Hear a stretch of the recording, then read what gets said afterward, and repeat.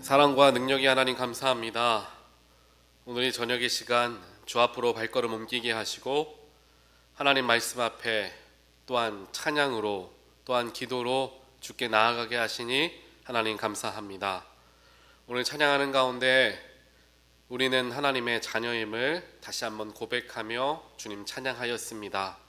언제나 어디에서나 비록 우리가 부족하다 할지라도 우리를 사랑으로 붙들어 주시고 언제나 우리와 동행하시겠다 약속하여 주심에 하나님 감사합니다. 그렇기에 우리 모두는 혼자가 아닌 주님과 함께 살아가는 하나님의 빛된 자녀들임을 결코 잊지 않게 하여 주시옵소서. 세상 그 무엇도 세상 그 누구도 내 안에 계신 예수 그리스도를 빼앗아 갈 수 없음을 기억하게 하시고 내 안에 계신 예수님께 내 안에 계신 성령님께 내 마음과 내 삶을 온전하게 드리는 하나님의 모든 귀한 백성들 될 수 있도록 주여 축복하여 주시옵소서. 우리 저녁 시간 주님께서 저희들을 이 자리로 불러주셨사오니 하나님 말씀을 저희들에게 들려주시고 들려진 말씀이 깨우침 있게 하시고 나의 마음을 움직이게 하시고 나의 삶을 변화하게 하시며 내 주변에까지 예수의 복음이 흘러가는 놀라운 은혜의 통로, 축복의 통로 모두 되게 하여 주시옵소서. 이 모든 말씀 예수 그리스도 이름으로 간절히 기도합니다. 아멘. 오늘 주신 하나님 말씀 함께 보겠습니다. 우리 로마서 7장 14절부터 25절까지 말씀입니다. 7장 14절로 마지막 25절까지 우리 한 절씩 한번 교독해 보도록 하겠습니다. 제가 14절 먼저 읽겠습니다. 우리가 율법은 신령한 줄 알거니와 나는 육신에 속하여 죄 아래에 팔렸도다.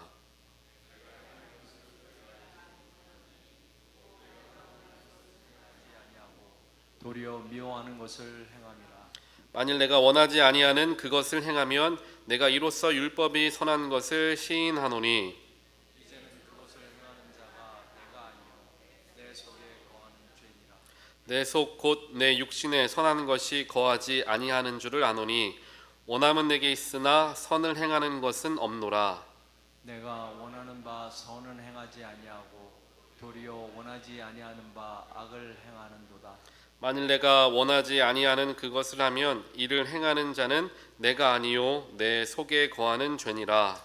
그러므로 내가 한 법을 깨달았노니 곧 선을 행하기 원하는 나에게 악이 함께 있는 것이로다. 내 속사람으로는 하나님의 법을 즐거워하되 내 지체 속에서 한 다른 법이 내 마음의 법과 싸워 내 지체 속에 있는 죄의 법으로 나를 사로잡는 것을 보는도다. 오호라 나는 곤고한 사람이로다. 이 사망의 몸에서 누가 나를 건져내랴. 우리 주 예수 그리스도로 말미암아 하나님께 감사하리로다. 그런즉 내 자신이 마음으로는 하나님의 법을 육신으로는 죄의 법을 섬기노라. 아멘. 자, 오늘은 이제 로마서 7장 말씀 우리가 이제 또 보게 됩니다. 우리 말씀 보기 전에 옆에 분들과 함께 인사하실까요? 반갑습니다. 잘 오셨습니다. 우리 앞뒤로도 인사하시고, 네. 이럴 때 한번 얼굴도 보시고 또 웃음도 지으시면서 우리 말씀으로 나아가도록 하겠습니다. 오늘 제목은 이제 자꾸만 넘어질 때라는 제목이에요. 자꾸만 넘어진다라는 거죠. 이런 제목을 만들고 짓고 또 말씀을 준비하면서 요즘에 제자훈련을 저희가 남자들이 하고 있잖아요. 남자들이 이제 제자훈련 합니다. 제자훈련 때 삶을 나누는 일들을 많이 합니다. 지난 한 주간 내가 지었던 죄에 대해서 얘기해보고 내가 지었던 여러 가지 악한 일들, 악한 생각들 이런 것들을 나누는 일들을 이제 합니다. 그러다 보면은 이제 저도 마찬가지고요. 많은 이제 참여자들이 내가 이렇게 부족합니다, 연약합니다, 죄악됩니다 라는 이야기들을 이제 많이 하게 되죠. 이처럼 하나님을 믿는 우리들, 예수 그리스도의 제자들이다 말하는 우리들이지만 삶에서 자꾸만 넘어지고 또 실패하는 경우들을 우리는 경험합니다. 그러면서 우리가 생각하죠. 평생을 내가 신앙생활 해왔는데 나의 신앙은 왜 아직도 이렇게 흔들리고 넘어질까라는 생각을 합니다. 분명히 하나님을 믿고 예배도 열심히 참여합니다. 기도도 드려요. 말씀도 읽으려고 애를 씁니다. 그런데 시간이 지나도 어떤 죄들은 내 안에서 해결되지 않고 자꾸 반복되는 죄들을 우리가 만날 때가 있습니다. 또 죄뿐만 아니라 내가 가지고 있는 어떠한 성격적인 단점, 그런 성격들이 아무리 기도하고 하나님의 도움을 간구해도 쉽게 바뀌지가 않는 것 같습니다. 또 습관도 있죠. 어떤 습관은 끊어질 것 같다가도 또다시 고개를 드는 것을 보게 됩니다. 그래서 우리는 어느 순간 하나님보다 본인 스스로에게 실망하는 일들이 생기죠. 나는 왜 이것밖에 안 되는 사람인가? 그렇게 열심히 애를 쓰고 이겨내려 하는데 왜 나는 맨날 실패하고 또 같은 죄를 범할까? 이러한 생각들 때문에 스스로가 미워지는 그러한 일들이 생깁니다. 어떤 그리스도인들은 그러한 계속적인 실패하는 자신의 모습 때문에 내가 기도가 뭐가 필요한가? 아무리 기도해도 되지를 않는데 라는 생각에 기도하는 것을 멀리하게 되는 경우도 있습니다. 똑같은 죄를 가지고 하나님 앞에 나아가는 게 부끄럽다라고 생각을 하기 때문입니다. 또 어떤 분은 아예 스스로를 포기하기도 해요. 나는 원래 이런 사람이야. 어쩔 수 없이 그냥 생긴 대로 살아야지 하며 체념을 하는 경우들도 있습니다. 또 어떤 사람들은 다른 사람들 앞에서는 괜찮은 척하지만 혼자 있을 때에는 자기가 너무나 싫어서 괴로워하기도 하죠. 어떻게 보면 오늘 로마서 7장 말씀은 바로 그러한 연약한 모습을 가지고 있는 우리 모두를 위한 말씀이기도 합니다. 오늘 말씀을 읽어보면 놀라운 사실이 있는데요. 오늘 이 고백, 우리와 같은 똑같은 고백을 하는 사람이 등장하고 있어요. 그 인물이 누굽니까? 바로 사도 바울이죠. 우리는 바울을 굉장히 위대한 사람으로 다들 알고 있습니다. 다메섹 도상에서 부활하신 예수를 만나서 삶을 완전히 변화시킨 인물, 복음을 위해서 목숨도 아끼지 않았던 사람, 매도 맞고 감옥에도 갇히고 배를 타고 가다가 죽을 뻔도 한 그러한 사람 사도 바울을 우리는 기억합니다. 그렇기 때문에 우리는 바울 정도 되는 사람이라면 죄와의 싸움은 이미 끝났을 거다. 죄에 흔들리지 않을 거다. 죄를 결코 짓지 않을 사람일 거다라는 생각을 할 수 있어요. 그런데 오늘 바울은 오늘 로마서 7장 말씀에서 아주 스스로에게도 충격적인 고백을 하는 겁니다. 오늘 말씀 15절에 나오는데요. 이렇게 이야기합니다. 내가 행하는 것을 내가 알지 못하노니 곧 내가 원하는 것은 행하지 아니하고 도리어 미워하는 것을 행한다. 이 고백을 지금 사도 바울이 하는 겁니다.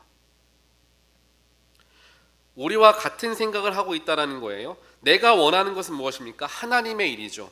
그런데 내가 원하는 하나님의 일은 내가 행하지 않고 도리어 미워하는 것, 즉 범죄를 얘기합니다. 죄 짓는 것, 죄 짓는 것을 내가 행하고 있다. 사도 바울조차도 그 고백을 하고 있더라라는 겁니다. 이 말씀을 읽으면 우리에게 조금은 위로가 되기도 하죠. 바울도 그랬구나라고 위로가 되기도 합니다.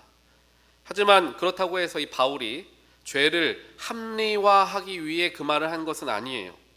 원래 사람 다 죄인이니까 나도 이렇게 큰 죄인이니까 여러분들 괜찮습니다. 그렇게 살아도 됩니다. 그 말을 하고 싶은 게 아니에요. 오히려 바울은 죄를 너무나 싫어하기 때문에 지금 이 말을 하면서 괴로워하고 있다는 겁니다. 여기서 중요한 것을 우리가 기억해야 되는데요.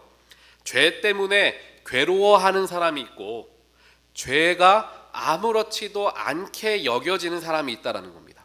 똑같이 죄를 짓지만 누군가는 그 죄 때문에 가슴 치는 애통함이 있고 누군가는 그 죄를 지었는데도 마음에 아무런 거리낌이 없는 사람이 있더라라는 거죠. 죄를 즐기는 사람은 오히려 괴롭지 않을 것입니다. 하지만 하나님을 사랑하는 사람은 죄를 지을수록 마음이 무거워지고 너무나 괴로워지는 거죠. 왜 그렇습니까? 당연한 얘기겠지만 성령께서 우리 안에 계시기 때문이죠. 그래서 오늘 본문 말씀은 믿음이 없는 사람의 얘기가 아니라 믿음이 있는 사람들을 향한 얘기입니다. 그래서 오늘 말씀 속에서 우리가 세 가지를 함께 살펴보기를 원합니다. 첫 번째는 성도의 마음에는 늘 전쟁이 있는 게 당연하다라는 거예요. 성도들의 마음, 그리스도인들의 마음에는 항상 뭔가 싸움이 일어나고 있어야 정상이다라는 거죠. 오늘 19절 말씀에서 보면은 사도 바울이 굉장히 재미있는 얘기를 합니다. 19절을 보면은 아까 말씀한 것과 비슷해요. 내가 원하는 바 선은 행하지 않고 도리어 원하지 않는 바 악을 행하는도다. 이 이야기를 15절과 19절이 비슷하게 고백을 또 반복해서 하고 있습니다. 이 말이 조금은 재밌죠. 내가 원하는 바 선은 행하지 아니하고 원하지 않는 바 악을 행한다. 그 얘기는 하는 거예요. 그런데 우리는 사실 이 말을 누구보다도 더 잘 이해하는 사람들이 아닐까라는 생각합니다. 머리로는 아는 거죠. 건강검진을 우리가 받지 않습니까? 건강검진을 받고 의사가 얘기합니다. 이제 운동하셔야 됩니다. 운동하셔야 될 나이예요 라고 의사 선생님이 이야기를 합니다. 그 말을 듣고 그래, 나도 이제 게으르게 살지 말고 내가 운동해야지. 그래서 뭘 합니까? 운동화를 이제 아마존에서 고르기 시작해요. 그리고 잘 입을 수 있는 운동복도 마련하죠. 그렇게 정말 한 일주일간은 열심히 운동합니다. 하지만 일주일 지나면 어떻게 하죠? 그 샀던 운동화, 샀던 운동복 다 한켠에 그냥 들어간 채 다시 운동을 하지 않는 경우들 많이 있죠. 왜 그렇습니까? 머리로는 내가 운동해야 건강해진다라는 것은 알지만 몸이 따라가지도 않는 거예요. 내 몸이 싫은 거예요. 머리는 아는데 몸이 귀찮은 거죠. 우리가 다이어트 하는 것도 마찬가지죠. 아침에는 결심합니다. 내가 어제는 좀 과식했으니까 오늘부터 다시 다이어트 시작이다. 다이어트 1일차다. 시작합니다.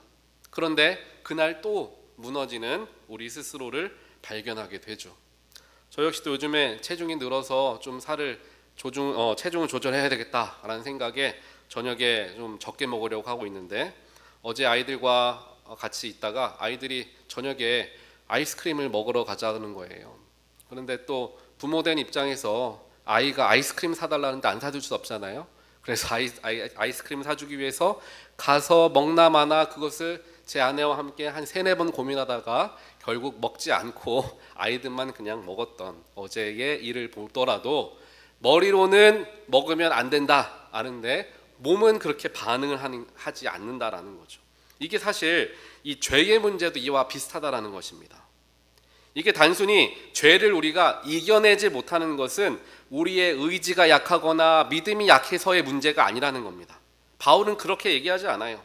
바울은 우리 인간 안에 더 깊은 문제가 있다라는 얘기를 합니다. 예수님을 우리가 믿는 순간에 우리는 우리 안에 사실 새로운 사람이 태어나게 됩니다. 태어나게 돼요. 그리고 내 안에 하나님을 더 사랑하고 싶은 마음이 막 생깁니다. 말씀대로 살고 싶은 마음이 생기고요. 세상의 모든 죄를 미워하고 다시는 죄로부터 내가 죄와 타협하지 않으리라 라는 마음들이 생깁니다. 그런데 문제는 뭐냐면은 새로운 사람, 새로운 마음들이 내 안에 들어오긴 하지만 그와 동일하게 내 마음의 다른 편에는 옛 사람이 그대로 남아져 있다라는 거예요. 이걸 인정해야 된다는 것이죠. 새 사람은 태어났지만 옛 사람은 여전히 우리 안에 남겨져 있기 때문에 내 안에 항상 전쟁이 일어나는 게 맞다라는 얘기입니다. 그래서 신앙생활은 전쟁이라는 거예요. 우리 안에 하나님을 기쁘시게 하려는 마음과 여전히 내 중심으로 살려는 옛 본성이 매일같이 충돌하는 삶을 살아갈 수밖에 없습니다.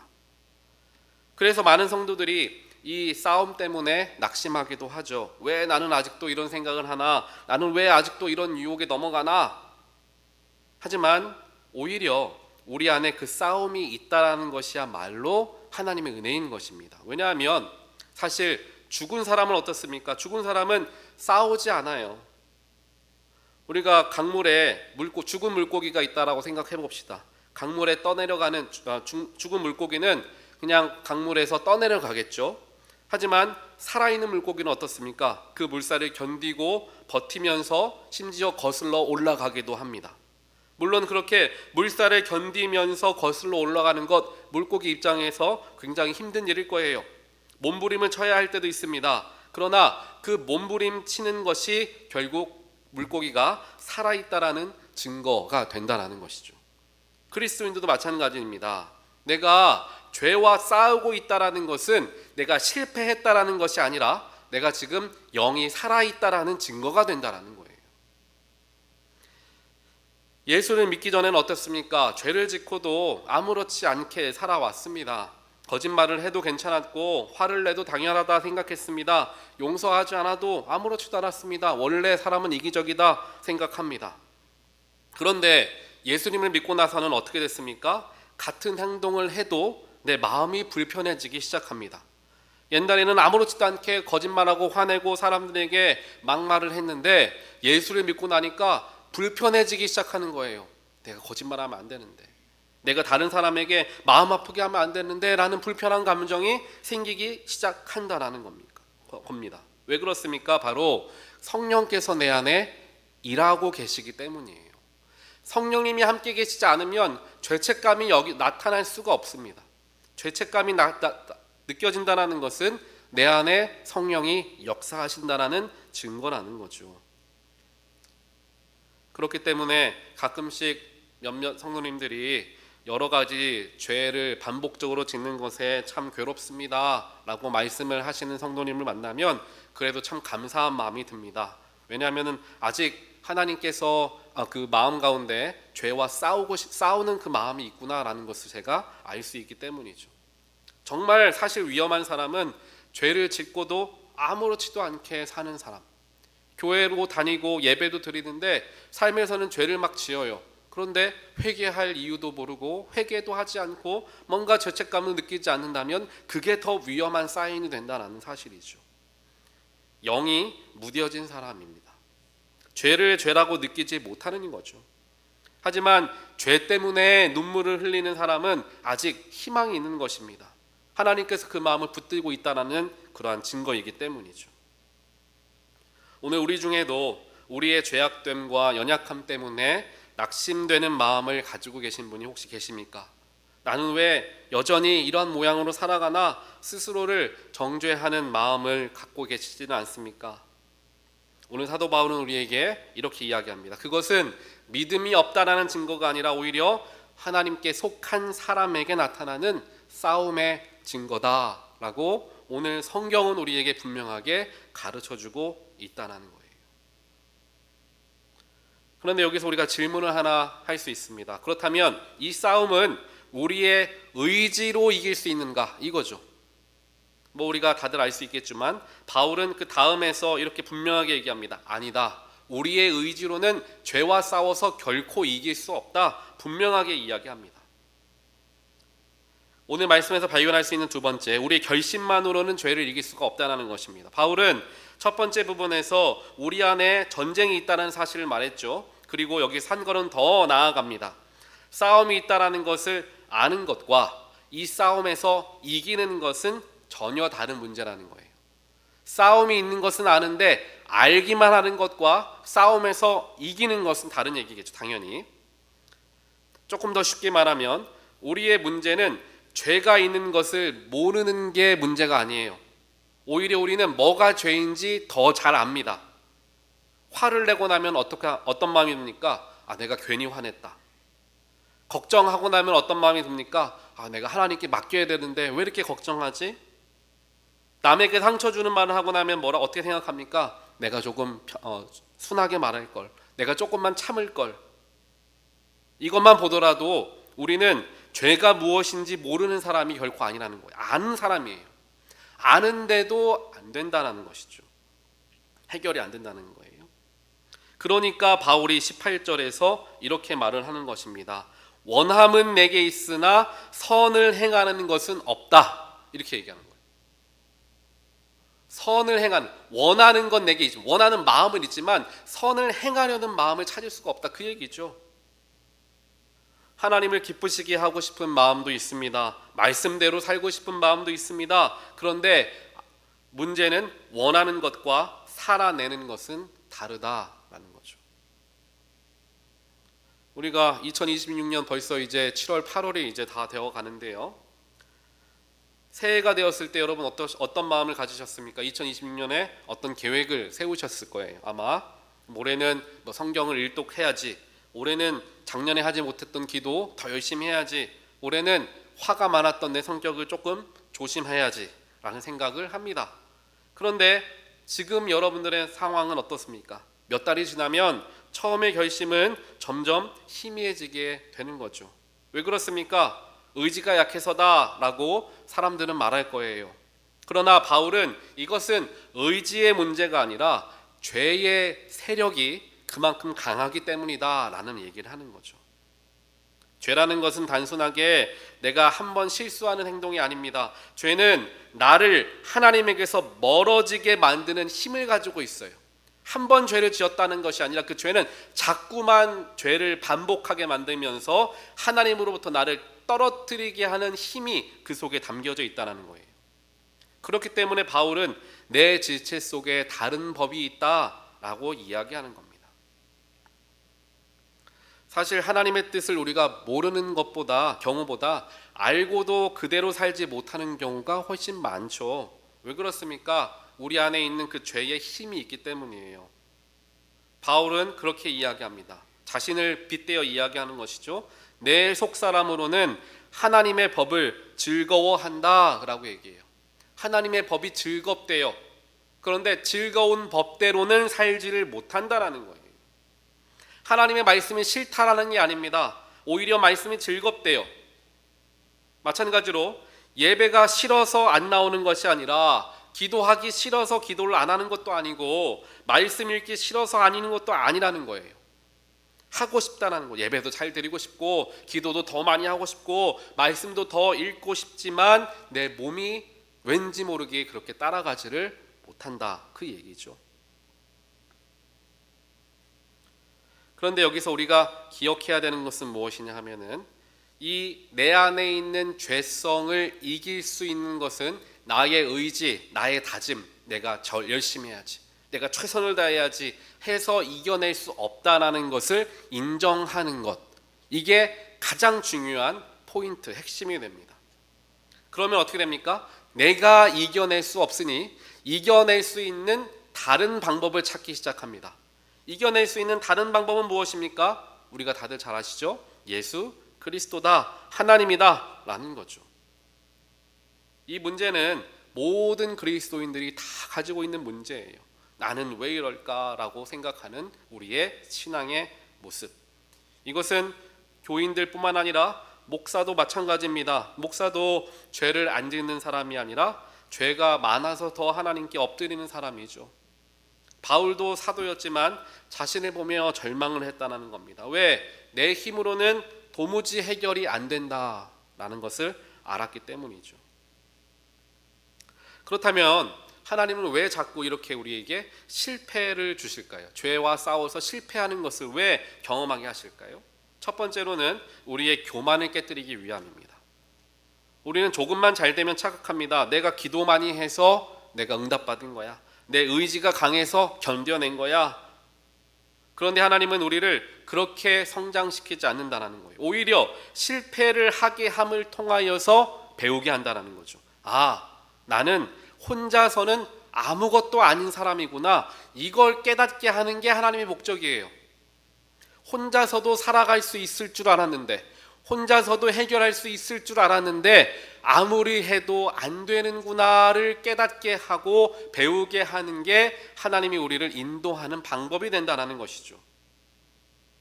이것이 결국 신앙의 시작인 겁니다. 예수님의 제자 베드로 어땠습니까?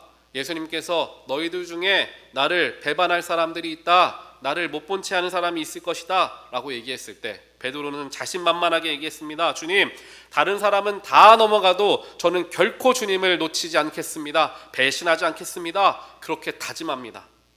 그런데 바로 그날 밤에, 다른 며칠도 아니에요, 바로 그날 밤에 베드로는 예수님을 3번이나 부인하죠.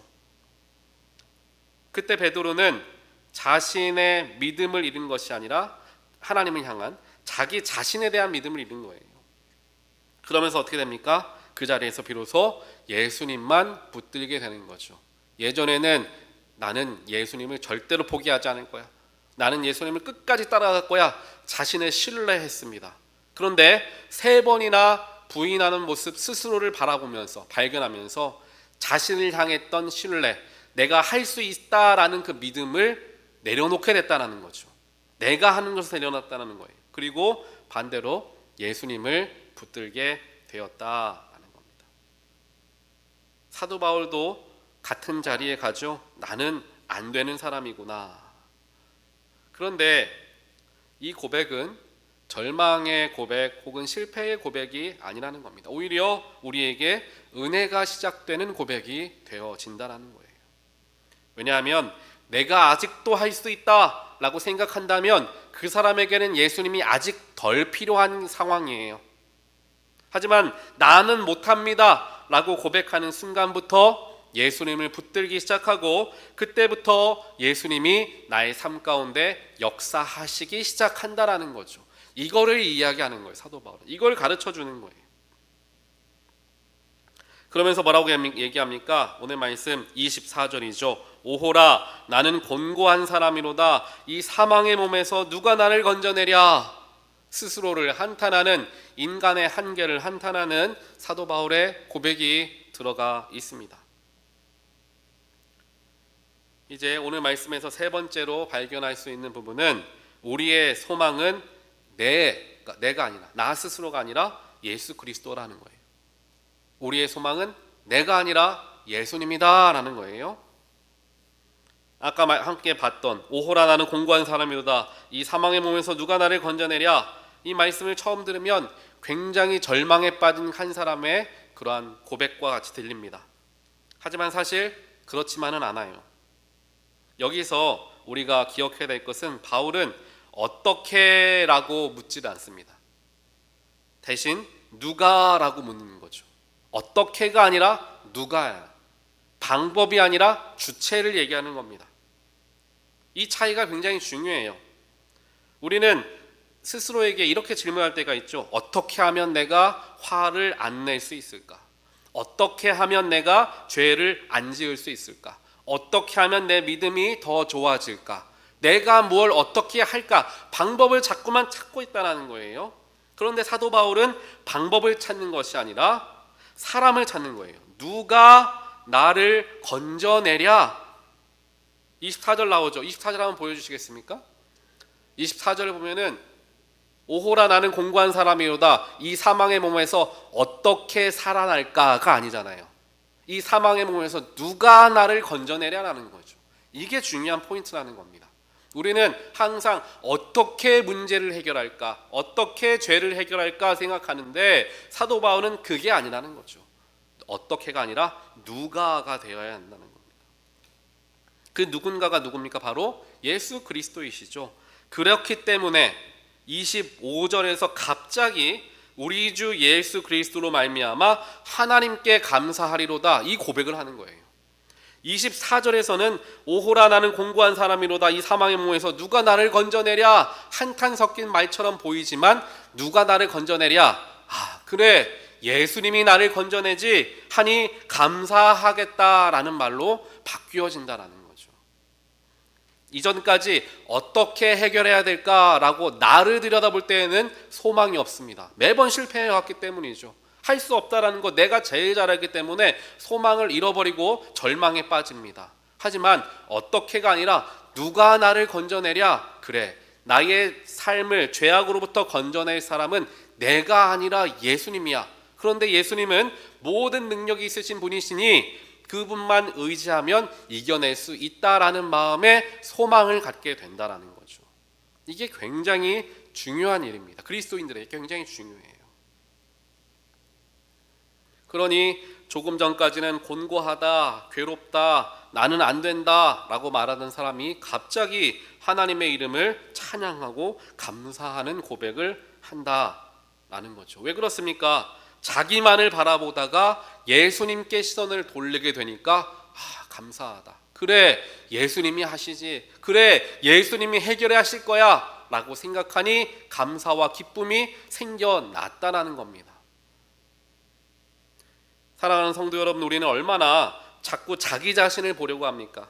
오늘은 내가 기도를 얼마나 했나? 이번 주에는 죄를 얼마나 내가 지었나? 나의 믿음은 조금씩 좋아지고 있나? 계속 자신을 평가합니다.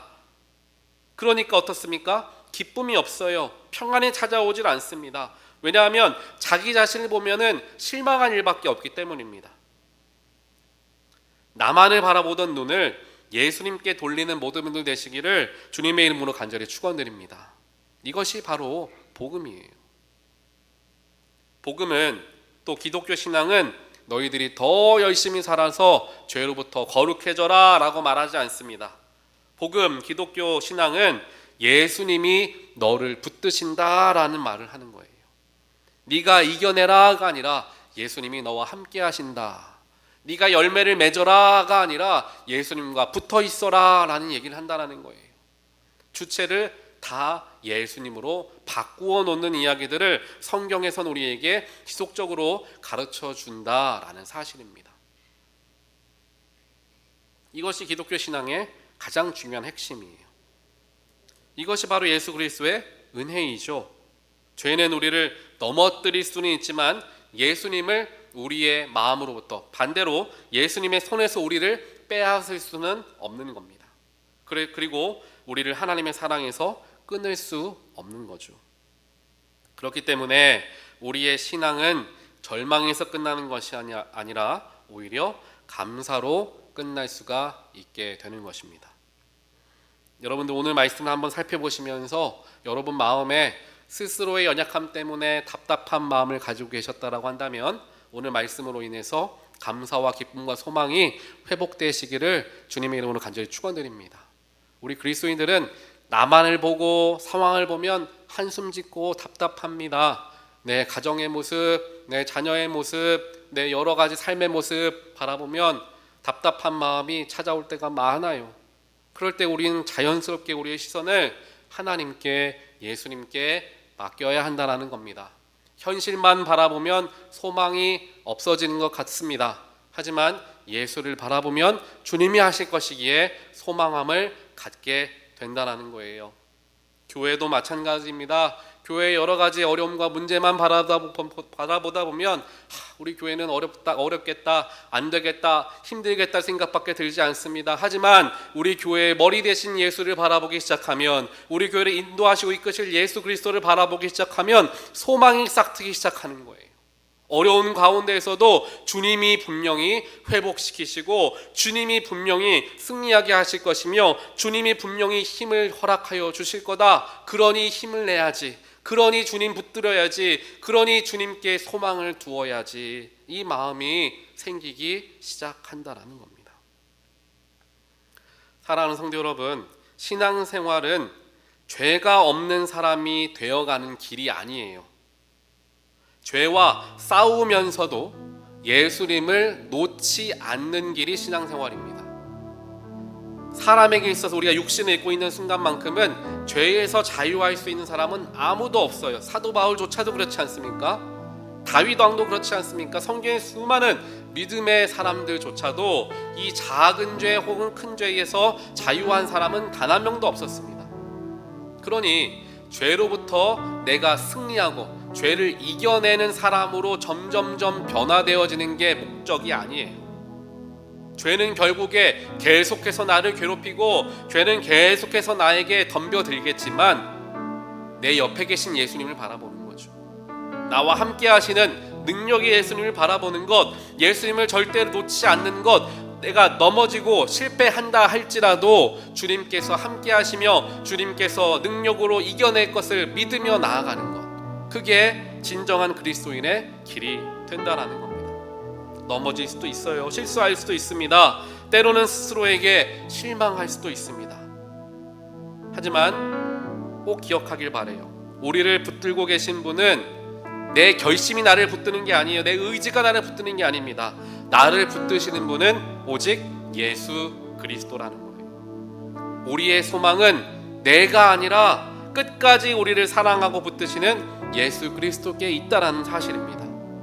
우리의 소망을 오직 예수님께만 둠을 통하여서 오늘도 다시금 일어나게 되는 저와 여러분의 귀한 삶이 되시기를 다시 한번 주님의 이름으로 간절히 축원드립니다. 우리 이 시간 함께 찬양하실 텐데요, 이제 내 소망과 내 의지와 내 힘이 아니라 주님 안에만 거하겠습니다. 우리 이 시간 함께 나의 안에 거하라 고백하도록 하겠습니다.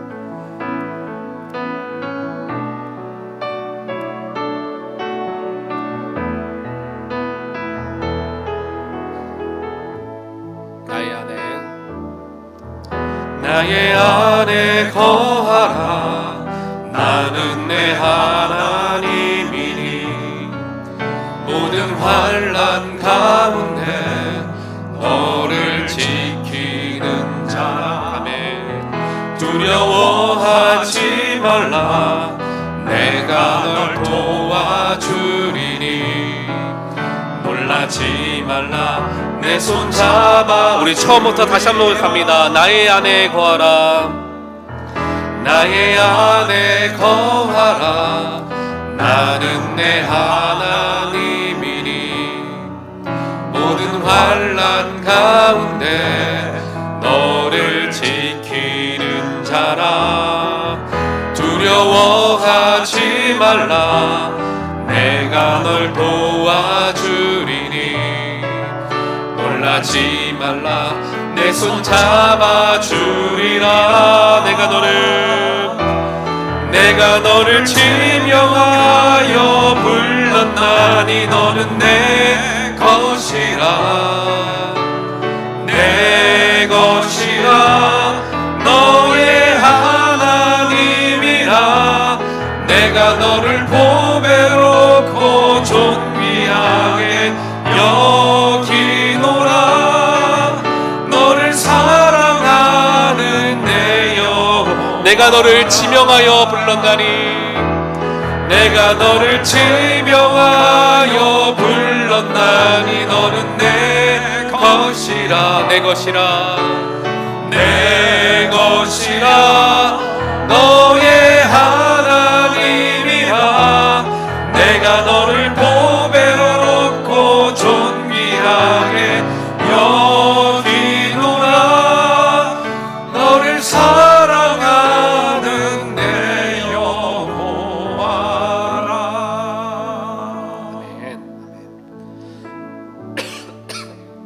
우리 이제 잠깐 눈을 감으시고 이렇게 잠깐 기도하는 시간 갖겠습니다.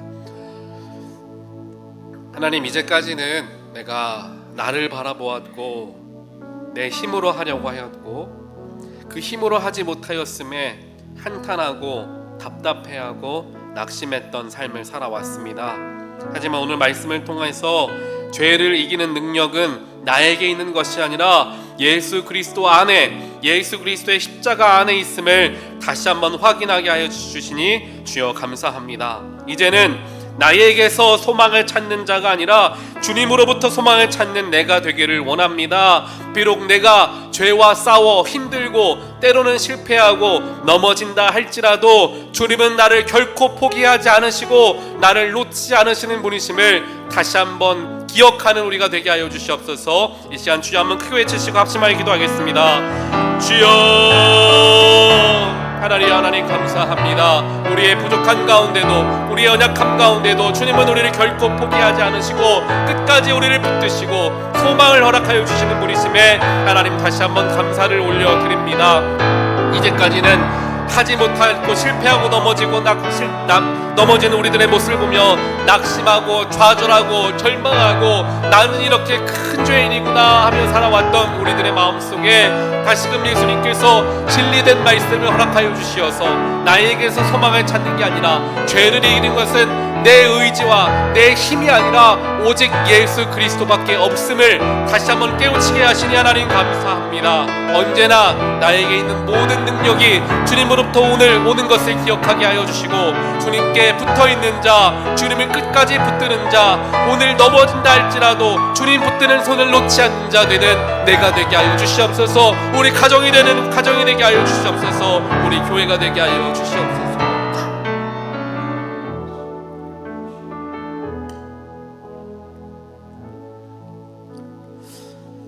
사랑의 하나님 감사합니다. 오늘도 때로는 지친 우리들의 마음속에서 세상에서 소망을 찾지 못해서 답답함과 인생의 허전함, 허무함 경험하는 우리들에게 친히 살아있는 말씀을 선포하여 주시고 죄 때문에, 연약함 때문에, 소망 없음 때문에 실망하고 넘어진 우리에게 은혜의 능력의 오른손을 내밀어 주시니 주여 감사합니다. 죄악된 우리다 할지라도 우리가 하나님의 아들, 하나님의 딸이라는 사실은 결코 변함이 없음을 우리에게 다시 한번 확인시켜 주시니 하나님 감사합니다. 앞으로는 나의 의에, 나의 의지와 힘을 바라보는 내가 아니라 예수를 바라보고 십자가를 바라보고 모든 죄악으로부터 승리케 하시는 하나님의 능력을 바라보는 우리가 되기를 간절히 원합니다. 소망 없는 나의 삶에, 소망 없는 나의 가정에, 소망 없어 보이는 교회의 모습 속에서 좌절하고 낙심하고 실망하였다면 우리의 마음, 우리의 눈을 주께 온전하게 맞추게 하시어 모든 것을 회복시키시고 모든 것 가운데 은혜로 선으로 함께 하실 주님을 바라보는 우리 모두가 될 수 있도록 주여 축복하여 주시옵소서. 이제는 나를 위해 십자가 지신 예수 그리스도의 한량없는 은혜와 독생자 예수를 허락하여 주신 하나님 아버지의 크신 사랑하심과 지금도 너와 함께 하시며 옳은 길로 인도하시고 어려운 중에 위로 되시는 성령 하나님의 감화 감동 교통하심이 오늘 예배를 통하여 죄로부터 승리하는 길은 오직 예수밖에 없음을 깨닫고 또한 위로받고 돌아가는 하나님의 귀한 백성들 머리머리 위에 그들의 자녀와 일터와 또한 일상 위에 지금부터 영원까지 함께 하시기를 간절히 축원하옵나이다. 아멘.